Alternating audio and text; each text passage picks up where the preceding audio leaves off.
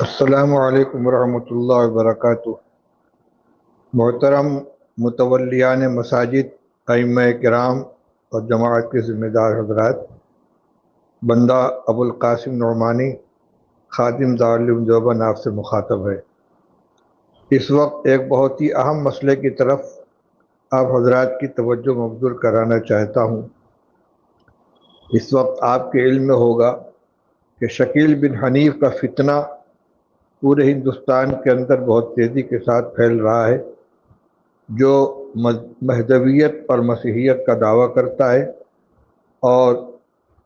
بھولے بھالے مسلمان جن کو دینی تعلیمات سے تعلق نہیں ہے، دینی معلومات ان کے پاس نہیں ہے، ان کے درمیان خفیہ طور سے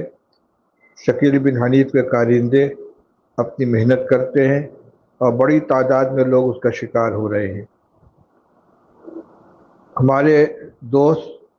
سید ذیشان حسن قادری نے جو فتنہ شکیلیت اور فتنہ قادیانیت کے خلاف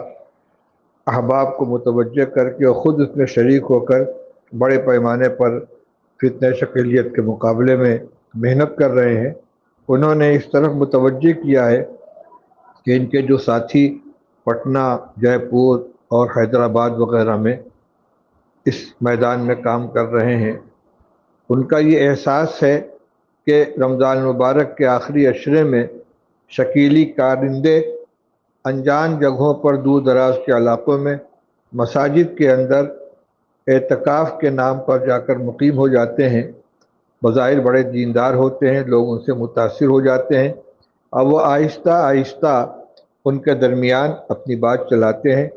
اور ان کو شکیل بن حنیف کے مہدی اور مسیح ہونے کا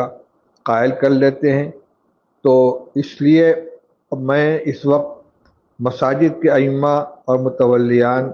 اور مسجد کے ذمہ دار حضرات سے خاص طور سے یہ اپیل کرنا چاہتا ہوں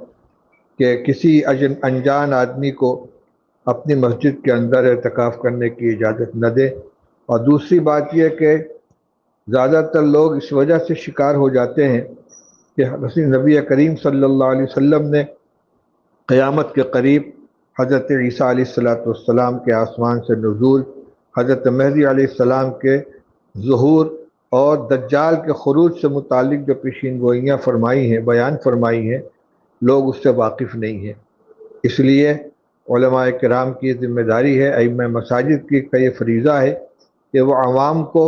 حضرت عیسیٰ علیہ السلام کے نزول، اسی طرح حضرت مہدی کے ظہور اور دجال کے خروج سے متعلق احادیث میں جو پیشین گوئیاں ہیں مطالعہ کر کے اس کی جانکاری حاصل کر کے عوام کے سامنے ان کو بیان کریں، جمعہ کے خطبات میں بھی اس کو بیان کریں۔ اس کے علاوہ عام طور سے اعتکاف کے دوران لوگوں کی تعلیم کے لیے کچھ بیانات بھی ہوتے ہیں، اس میں ان کو بیان کریں، اور اس سلسلے کی معلومات نیٹ کے اوپر بھی مل جائیں گی، دیوبند سے بھی حاصل کی جا سکتی ہیں، باقاعدہ اس پر کتابیں تصنیف کی جا چکی ہیں۔ مولانا شاہ عالم صاحب کا بھی رسالہ ہے، مولانا قاسم حسن سنبھلی صاحب کی بھی کتاب ہے، دارالعلوم دیوبند سے بھی فتویٰ شائع ہوا ہے جو نیٹ پر موجود ہے، اس کو حاصل کریں، جس میں یہ صاف بتلا دیا گیا ہے کہ شکیل بن حنیف اپنے باطل عقائد کی بنا پر اسلام سے خارج ہے، اور جو لوگ بھی اس کو برحق مان کر اس کے ہاتھ پہ بیعت کریں گے وہ بھی اسلام سے خارج ہوں گے۔ لوگوں کے ایمان کی حفاظت کے لیے ہمیں اپنی ذمہ داری کو محسوس کرنا چاہیے۔ اللہ تعالیٰ ہم اس کی توفیق نصیب فرمائے۔ وآخر دعوانا الحمدللہ رب العالمین۔